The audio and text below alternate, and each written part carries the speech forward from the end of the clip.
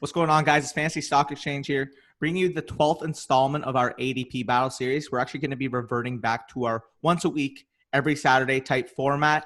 And today we got some big bombs scheduled to talk about. But before we do that, how you doing, Corey? Doing good, man. We got to talk about the big guys at the top of the draft. I know some of these ADP Battles decisions, it's fun to do the sleeper editions of them, but I mean, you got to make these top two guys are, top five picks in the draft. And then you got the top two tight ends. Should be exciting. These are the type of decisions that can be the foundation of your team. For sure. Again, all these guys that we're going to be mentioning here, according to FFPC expert consensus drafts, they're all going inside the top 13 overall picks. So, I mean, these are huge draft day decisions that you ultimately got to make, and we're ready to help you make them. But before we do that, let's hit the intro. Okay, so first on the docket, we're going to save the two running backs for last, but first on the docket are the consensus two tight ends, really amongst the whole industry, and we're talking about Travis Kelce versus George Kittle. So talking about their ADPs, Travis Kelce is currently the tight end 1 off the board at the 108, while George Kittle is the tight end 2 off the board at the 201. Again, these tight ends are going off pretty much a lot higher in these expert leagues as opposed to your just standard fantasy drafts you may do with your friends. Usually you see them come off probably mid to late second round in those regards, but we're actually both on the same decision here. We're both going to go with Travis Kelce. So talking about them again, they're the top two at the position. There's really no debate. I mean, we want to get into the Mark Andrews, the Zach Ertz. So that's clear tier 2 type discussion, but really when it comes to tier 1, it's these two. So what are your initial thoughts on those two when you hear their names? Yeah, and I'm going with Travis Kelce on this one. Let's look at Travis Kelce's fantasy finishes over the last 4 years. 2016, the tight end 1. 2017, the tight end 1. 2018, the tight end 1. 2019, the tight end 1. He's the model of consistency. When you break these two guys down, if you just objectively look at their two situations, we have Kittle, who's in a run-first offense, but he's the number 1 target, and then he's got solid quarterback play, but his biggest target competition is Deebo Samuel. When you look at Travis Kelce's situation, he's in a pass-heavy offense with the best passing play caller in the league. He's also the number 1 target on his team. He is the best quarterback in the NFL, and he has Tyreek and Mecole Hardman to strike fear into the opposing defenses and stretch the field. Yeah, I mean, when you're comparing these guys straight up, obviously, in terms of situation, Kelce has the clear edge. I mean, we mentioned all these surrounding factors of the situation. When we also have to acknowledge, I mean, one's playing with the best quarterback in the league who just signed a 10-year, $500 million contract. And I mean, although Jimmy Garoppolo is a fine quarterback, really like the potential of the situation with the Chiefs is always going to be higher due to that guy slinging the ball. So when we're actually talking about, because you mentioned since 2016, he's been the tight end 1 every single year. When you're actually talking about his overall thresholds that he's met since that year, it's astonishing to think that a tight end can even kind of reach this type of potential. So when we're talking about it, since 2016, he has crossed 115 or more targets, 83 or more catches, and over 1,000 yards in each year. And if we're talking about just the past 2 years when he's had Mahomes at the helm, 286 combined targets, 143 per year, and over 2,500 receiving yards these past 2 years, which is just insanity. So, I mean, I love Kittle. I mean, he's one of my favorite players in the entire NFL. I drafted him when he was on his breakout, and I was able to keep him for the past 2 years. But really, when you're comparing these top two guys in a redraft league, obviously we're not talking about Dynasty, Kelce just has the edge because simply put, he's been at the crown. He's had the crown. He's reigned supreme. And until he really shows any sort of decline, I'm not moving him from that spot because he's just been that fantastic. Yeah, exactly. And not to mention, this is kind of an underrated thing that probably not a lot of people know. People assume because Kittle's such a great blocker that he's on the field all the time. But Kittle actually only participated in 64.9% of the routes for the 49ers, which actually ranked 12th at the tight end position, while Kelce participated in 85.4%, which ranked first at the tight end position. So from a pure routes run to team passing plays perspective, Kelce just has a lot more opportunity to get past the ball. And I mean, when you have that high of opportunity with Patrick Mahomes as your quarterback, good things are probably going to happen. And if you look at their deep targets too, Kelce also had 14 deep targets, while Kittle only had 6 deep targets. So the big plays that Kittle gets are usually as a result of running after the catch and his natural ability, which neither of us are denying how good Kittle is. But in terms of the actual projectable volume, it's all of it is in Kelce's favor. Yeah, I fully agree. I mean, we're not talking about the better overall tight end, and although they're the top two for me, In terms of an overall tight end, I think we're both in the agreement that Kittle is, in our opinion, the best tight end in the league. But when we're talking about from a fantasy standpoint, from a volume standpoint, from a situational standpoint, Kelce just gets the edge. And the fact that Kittle's still even in the conversation just proves that he's that good of a player. But the thing with Kelce that even intrigues me to like more is the fact that when you actually look at his overall positive touchdown regression, he should be in store for in 2020. It's pretty insane because in 2019, he had a 3.7% touchdown per target. So he received 136 targets and he only had 5 receiving touchdowns. While the previous 2 years in 2018 and 2017, those totals were 6.7% and 6.5% respectively. So basically his touchdown percentage last year cut in half. And when he's fully healthy and that percentage basically goes back to his overall career mean, I mean, we should be expecting around 8-9 touchdowns, given that we've seen it from him before. So, I mean, overall, in terms of the security in the situation, in terms of the overall upside in that offense, Kelce gets the edge. I mean, yeah. So what else do you have on these two? I mean, yeah, like I said, the volume is just there for Kelce. Like he had 30 more targets than George Kittle last year. It doesn't seem like it. It seems like they probably would have had similar target totals. He had 30 more targets. And he had a larger red zone share too. He had 30% red zone share to 26%. And like you said, there's probably positive touchdown regression coming because Patrick Mahomes was hurt for a couple games.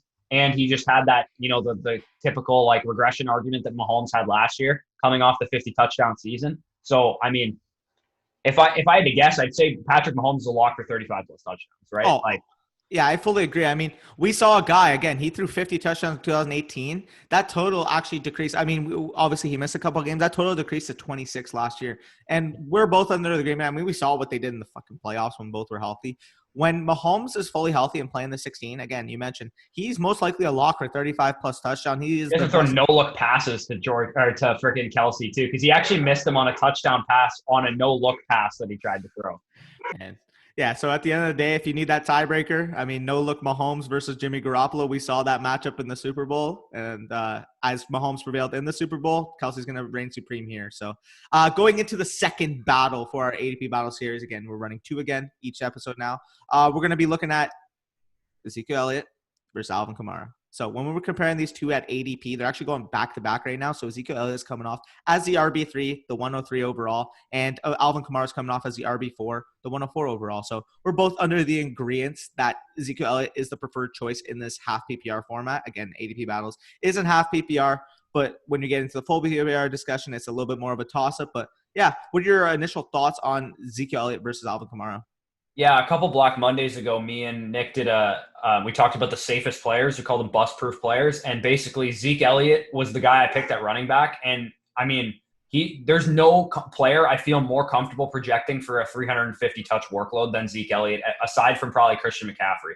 In comparison to Kamara, Zeke is more dominant in his backfield, which is really the separating factor for me, which makes him a lot safer because Zeke had a 77.5% opportunity share of the Cowboys running back touches to 66% for Alvin Kamara. And I know, yeah, he was injured last year, but he only had a 58% touch share or opportunity share when Mark Ingram was there in 2018. So Kamara is generally going to be around that 60 to 68% range, and Zeke is going to be in the upper 70s. So like that is a pretty big difference.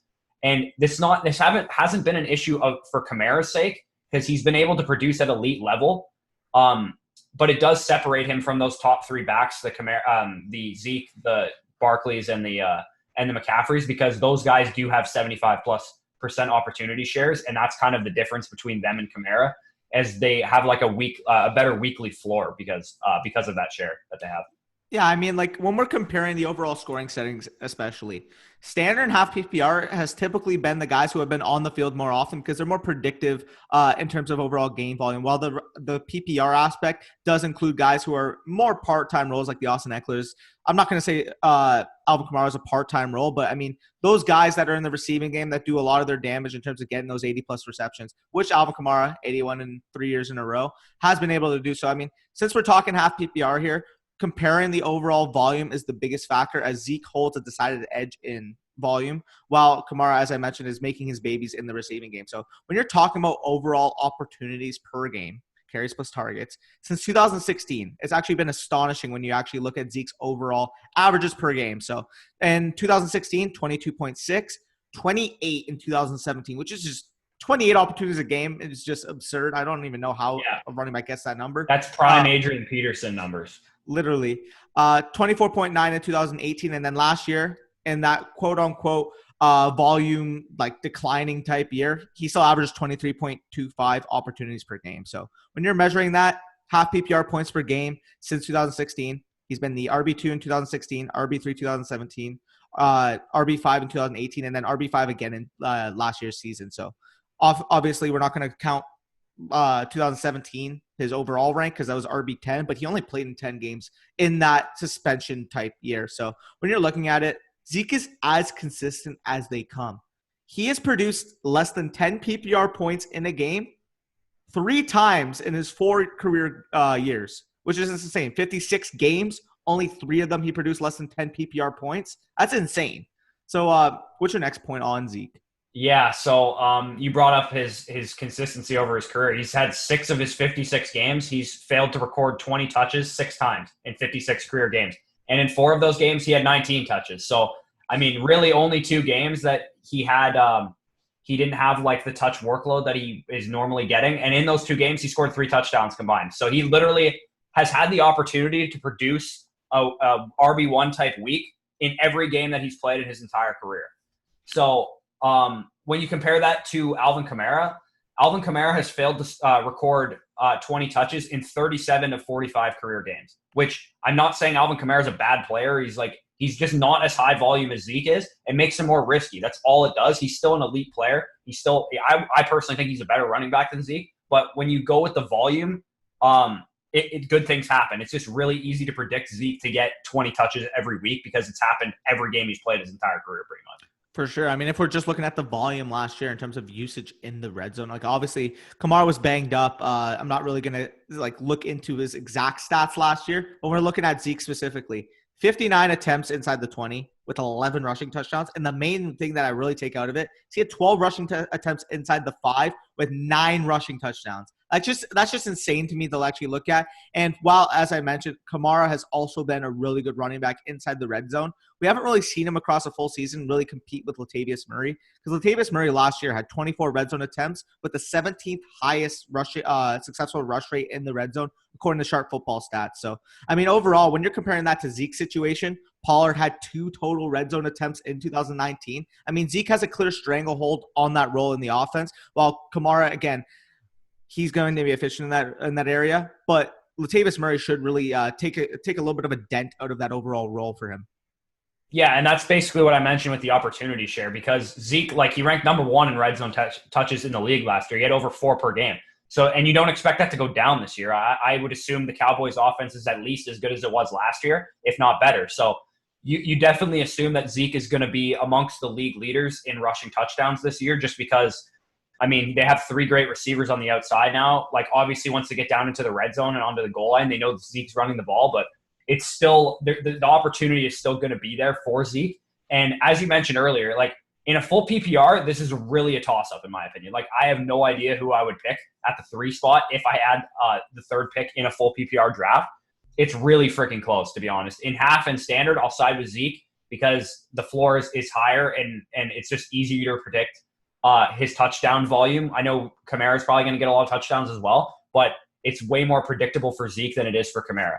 Yeah, I mean, and as we mentioned, in terms of the predictability of the touchdown rate, that has a lot to do. Again, we mentioned that opportunity. Like, I love Pollard as a player. He's a fantastic player. But the Cowboys just seem to, whenever they can, get Zeke a lot of the role in the rushing game. And as we mentioned, the opportunity on the goal line. Like, again, I love Pollard as a talent, but I mean, he only had 2 rushing attempts inside the red zone last year. So realistically, like, what can we project him to really take out of a dent out of what we expect from Zeke? Yeah, he's really only he's going to be a gadget player for the most part, and then he'll probably play like 20% of his snaps out of the like backfield. Like, he's gonna. I'd imagine if they really like Pollard, which I assume they do because he's a good player. Oh yeah.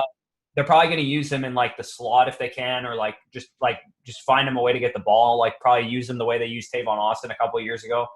But yeah, like Zeke, it's Zeke's backfield. Like, it's Zeke's backfield more than it is Kamara's backfield, and that's the deciding factor for me. I mean, they didn't give that guy $60 million or $90 million, actually, my bad, 6 years, $90 million, to not use him in every facet of the game. So I mean, when you're comparing them, just give me number 21 and let's feed to fantasy football championships in 2020. Yeah, Look into it. fuck. Yeah.